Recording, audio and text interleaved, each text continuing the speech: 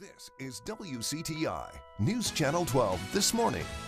Getting the facts right with Anna Bolshevik. It's amazing to see. Maybe it's because of the weather. There are people out here, but we want to tell you the reason for tonight. It's 6:01 on your Friday, September 12th. I'm Anna Bolshevik. Yeah, you heard less. It's day 2 of that record-setting cold. I started by going door to door, asking local sex offenders themselves if they're complying with state law. I have checked with the Sheriff's canine deputy dies when the dog is left inside a deputy's hot patrol car. One thing is for sure, Tanner Webb's spirit will always live on here at Boykin Field. More sun than rain today, right? Appears to be between the insurance company and the provider, not so much the insured. It's like a scene from Miracle on 34th Street, right in the heart of downtown New Bern. On your Monday, a new week begins. And it's been wonderful. Has just arrived for celebrities and also for the crowd. Mecklenburg police arrest one of their own as I head to the scene to get information. See behind us, part of the production underway right now, a little behind the scenes look. It's August 6th. I'm Anna Bolshevitz. Nazi symbol etched in butter on her bun. Straight to a news alert. Talk about interesting video here. Crews are cleaning up after fire. Found guilty within the last hour. Good morning, Eastern Carolina. We want to thank you for waking up with us. I'm yelling. I'm just yelling, get me there, because they were trying to direct me on the phone. I pulled into the driveway where we were, and I just ran. I don't even know. I didn't have a phone. I didn't have shoes. I just ran. It was the afternoon of June 2nd, about 4:30 p.m. That would change Trish and Matt Webb's lives forever. And I ran to the dock, and I don't even think anybody could brief me at the time. Their oldest son, baseball star Tanner Webb, was doing something he'd done often. He was out on a boat with 5 other friends on the Trent River when the boat hit a wake and Tanner went overboard. The other boys dove in after, but Tanner didn't resurface. That's when the search began. The mother of the twins that were on the boat, she was on the second boat with them, and when they pulled up to the dock, I yelled out to her and I said, "Terry, who is it? Who is it?" And she broke down in tears, and at that point, I knew. What began as a normal day on the water for Tanner and his friends became the Webb's horrifying reality. As we found out, it was in the middle of the river. It was one of the deepest parts of that area, and when his friends jumped in to try to get him, they couldn't even touch the ground because it was so deep, and all of them were in there, but with the murkiness of the river and the depth of it, they couldn't get to him. Both Trish and Matt knew it wasn't a search, but it was a recovery effort. The mother part of me just kicked in. It was just, find him. I need my boy. I needed them to find my baby, and I needed to touch him and hold him. Officials, friends, and community members gathered and showed their undying support. And at the end of the 20-hour search, Tanner's body was discovered. He did look like himself. He looked like him. He looked like he didn't- was sleeping. He really did. He was so beautiful. He was so beautiful. And I was one of my fears is what conditions he's going to be in. During our interview, they squashed the numerous rumors that have surfaced, saying that they want the 5 boys on the boat to know they understand their son's death was an accident. We knew that they were just riding in the boat. We knew that they weren't messing around. They weren't. We know those boys, and we know our son, and we had all the confidence that they weren't doing something they weren't supposed to. Now, with the couple's strength and the undying support from folks in the community, the healing starts in hopes Tanner's life shows others how to live every day to its fullest. The choices you make can change your life and others around you in just a moment. It can change it, and then. But on the flip side, this moment chose Tanner, and it has changed everybody's life. Anna Bolshevitz, News Channel 12. I started by going door to door, asking local sex offenders themselves if they're complying with state law. I have checked with the sheriff and with the United States Probation Office, and they both have cleared this house. According to North Carolina state law, any person required to register as a sex offender is prohibited from residing within 1,000 feet of the property of any public or private school or licensed child care center. Home schools, colleges, and universities aren't included. Craven County Sheriff's investigator Wes Heckman explains how this works. It goes as the crow flies, not as the car drives. I sorted through hundreds of sex offender registries in several area counties, including Lenoir, Craven, and Carteret. One stood out in particular. This is Sergio Dondre Scott. He's been charged with indecent liberties with a minor twice. He lives in Craven County. I went to his house and measured for myself.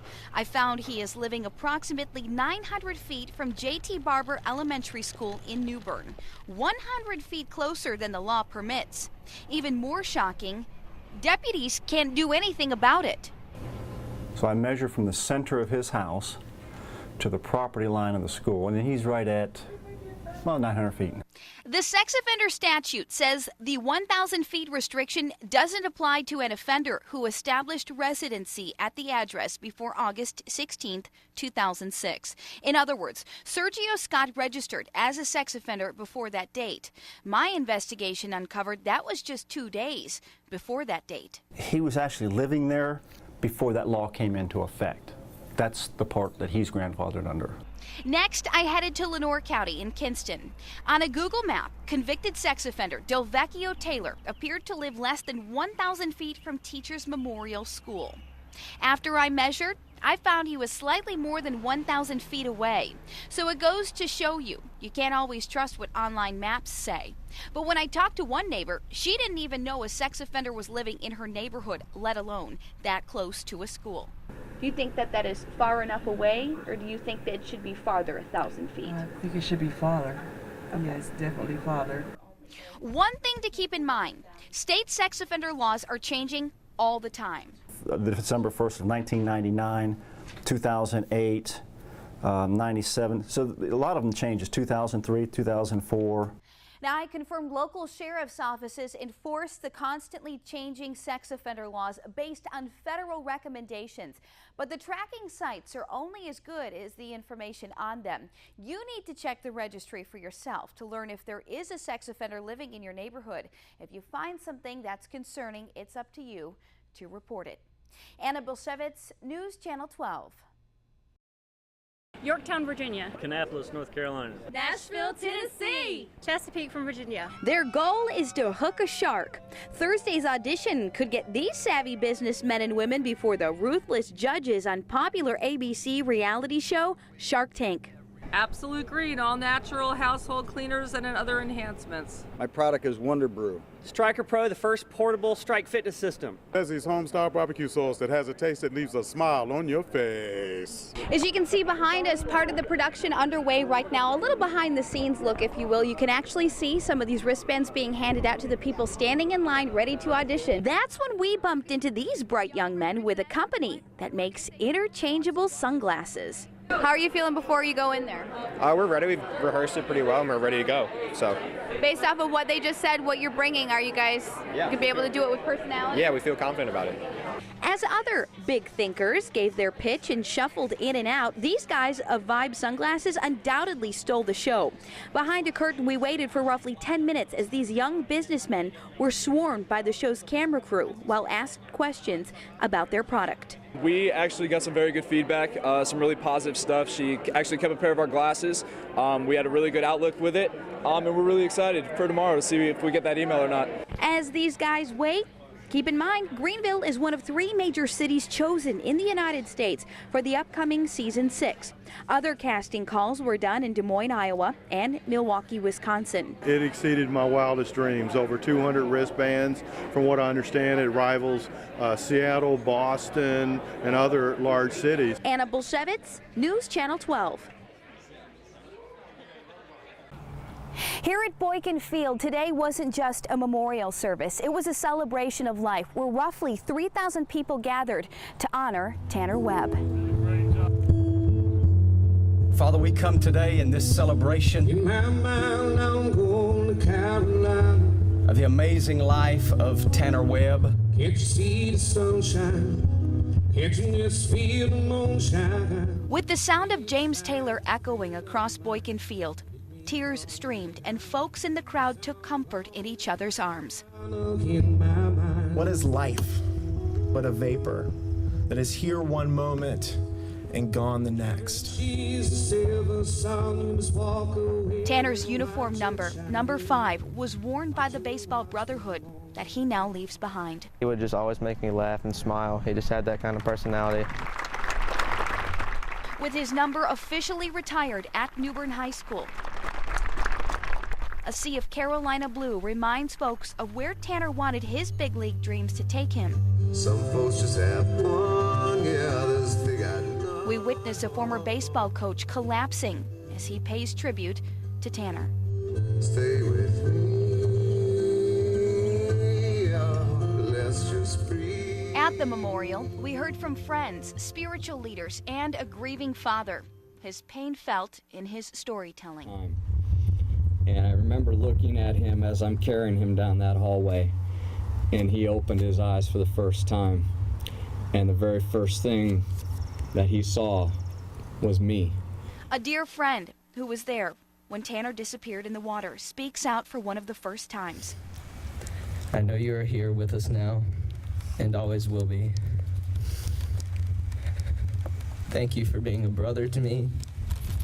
I love you, man. Rest easy.